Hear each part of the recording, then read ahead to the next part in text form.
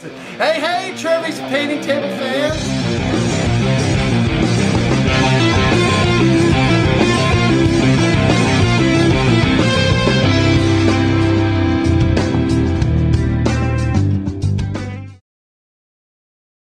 Hey guys, Trevor the Great here again with another awesome Warhammer 40,000 battle report from Valhalla. This is another 2,000 point game because 2,000 was the theme of the weekend. That's pretty much what everybody brought. This is obviously going to be Blood Angels versus Tyranids. The mission is Pitched Battle and Annihilation, so pretty easy when it all comes down to it. I have taken the exact same list I took last time. Obviously, these are the only models that I brought. I had to fit them all on a plane, so I only brought the one army list. It is, for those who missed my last report, it is 3 units of Assault Marines with Melta Gun and Flamer and a Power Sword for the Sergeant, a unit of Sanguinary Guard with a Chapter Banner, a Storm Raven gunship, extra armor, and Hurricane Bolters, as well as a Melta and Last Cannon turret, the Sanguinor, and a unit of Vanguard Veterans. And those are going to drop in next to the locator beacon. Storm Raven gives some buffs to everybody, and the Vanguard veterans can obviously assault right out of deployment like that. So my opponent's playing Tyranids. He's got a pretty standard Tyranid list. He's using all the old models, and the old 2nd edition Rogue Trader models. And actually, yeah, I said he was using pretty standard Tyranid list. He's not really. He's using a pretty fluffy list. Everybody's using fluffy list. He's got a lot of heavy support units, not a heck of a lot of troops, but some very nasty outflankers and things like that. So his list is 2 units of 3 Zoanthropes, a unit of 3 Carnifexes, Screamer Killer Carnifexes, Bioplasma, and the Sidon Talons and all that. A unit of 14 or so Hormagaunts, a unit of 14 or 15 Termagants with adrenal glands, a Hive Tyrant with, I believe he had Lash Whip, Bone Sword, Double Siding Talons, Wings, Old Adversary, all of the shenanigans that you can give a Hive Tyrant, all kitted out. He had a big unit of 5 or 6 Warriors with Rending Claws and Siding Talons. He had 2 units of, I think, 14 Gene Stealers coming in from reserve. So a lot of reserves, and because the Hive Tyrant has Hive Commander, those Warriors are also going to be in reserve and be able to come in off the side of the board with outflank. So I've decided to get as far away from those Carnifexes as I possibly can, because I really don't have anything to deal with those Carnifexes besides maybe my Storm Raven, but that only gets 2 anti-tank shots a turn. It's not really enough to put a lot of damage into those Carnifexes. So I've deployed on the far side from the Carnifexes so that I don't get owned by their nasty Silent Talons.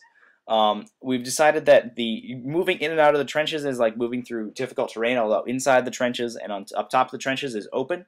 All the craters are going to be difficult terrain and offer cover. There's some craters dotted around the map.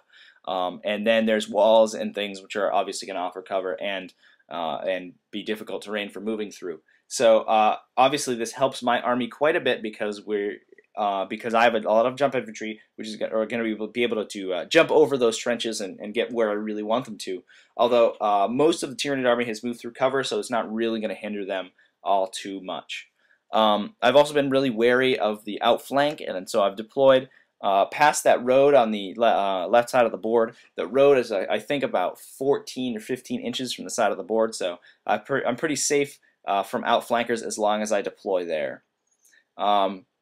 My opponent deployed first, and obviously he's taking the first turn. So he deployed his Carnifexes and things on one side of the board, so I was able to deploy on the other side. I think it would have been a little better if he deployed those Carnifexes in the center, so they could go either way. So this stacked flank wouldn't work as well. But that's how he's chosen to deploy them, and we'll see how it works out. Okay, so here's the second turn, end of the second round. Obviously, both armies have pretty much just moved straight up. My opponent did open fire with the Warp Blasts from the Zoanthropes, although he did pass all of his psychic tests, but he rolled absolutely terribly on his scatter dice. He didn't roll 1 hit and only ended up killing 1 Space Marine from the foremost assault squad, which also has the Sanguinor's Champion in it. So that was really too bad that he wasn't able to do anything with that, and it meant that those Zoanthropes were a lot of points that weren't really doing much because I'm going to be on them in the first turn because he did move them up, and the fact that my models are so fast means that I can easily get that assault off really very quickly. So I responded to that by moving the Storm Raven only 12 inches up, dropping the Sanguinary Guard out. I don't believe anybody deep struck in this turn, no, I think the Sanguinor did deep strike in to give the extra attack bonus to those Sanguinary Guard, but the Vanguard veterans have not deep struck in because they're pretty slow, I guess, slow on the uptake. But the Sanguinary Guard did jump out of the Storm Raven and assault one of the Zone Throats broods there, wipe it out, and then consolidate a little bit back, but they're going to get assaulted by those Hormagaunts next turn. So hopefully they'll be able to take that with their Artificer Armor and feel no pain, and then dish some damage back and be able to kill off that squad. So that's 1 kill point to me. And the rest of my army has just basically been moving up to try to put some damage into those smaller infantry squads. But I'm being very careful of that Carnifex's squad, the Carnifex brood, because that's going to be able to deal so much damage to my army if it just touches them. Okay, so here's the end of the third turn. The center of the board's just become this big cluster of models. My opponent did have Death Leaper in reserve, which is something I forgot to mention because I forgot about it. And Death Leaper came in that crater in the lower left-hand corner of the screen, just below the Storm Raven, and was able. I think didn't do anything with its little flesh hooks there. And then in my turn, my assault squads were able to move in, and the Sanguinor's champion was able to kill off Death Leaper very quickly, very easily. So that was another kill point to me. Unfortunately, Death Leaper wasn't able to do a lot of damage. And he did reduce the leadership of one of my Sanguinary Priests by 2, but that didn't really matter because my Sergeant's leadership was better. Other than that, my opponent did move in with a unit of Hormagaunts and assault the Sanguinary Guard. He rolled pretty well, and they did have, I believe, adrenal glands, and they were able to obviously strike first and deal 2 casualties to the Sanguinary Guard before I was able to strike back. So that was really bad. That unit of Hormagaunts just paid for itself straight off by killing those two models. But I was able to retaliate in my turn by jumping an assault squad over the combat and assaulting the Hormagaunts from the rear. So I haven't killed them yet in this turn, but in this picture, but I will be able to pretty quickly. My Storm Raven also turned around and opened up with all of its guns. It didn't move at all, so it was able to fire 4 of its Blood Strike missiles as well as its 2 anti-tank guns and wipe out my opponent's Hive Tyrant, which is a huge blow because that was a Synapse creature, meaning that those Hormagaunts and things are now going to be outside of Synapse range. The Hormagaunts and the Termagants in the corner, which means they'll have to start taking instinctive behavior tests, which is bad for them. I also killed the last Zone Throat brood that was in the left-hand corner with one of those assault squads, so it gave me a couple more kill points. Okay, here's the picture of the next round. Not a lot going on over here. My opponent Brent brought in his warriors as reserves. They ended up coming in my left flank, which was the best what do you call it, result for him because he's going to be able to get into assault range with those guys pretty quickly.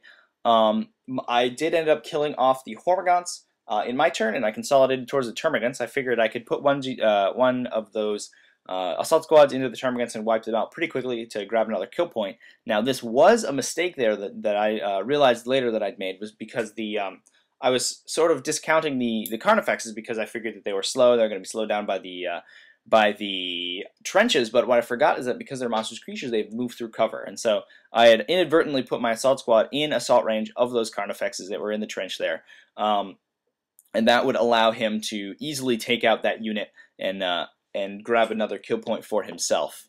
Other than that, just some scooting around of troops trying to get away from the Carnifexes and trying to take out those smaller, weaker units like the Termagants.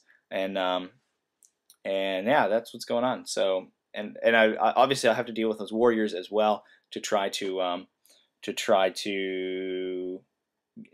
stop them from being able to tear through my assault squads and ultimately my Storm Raven.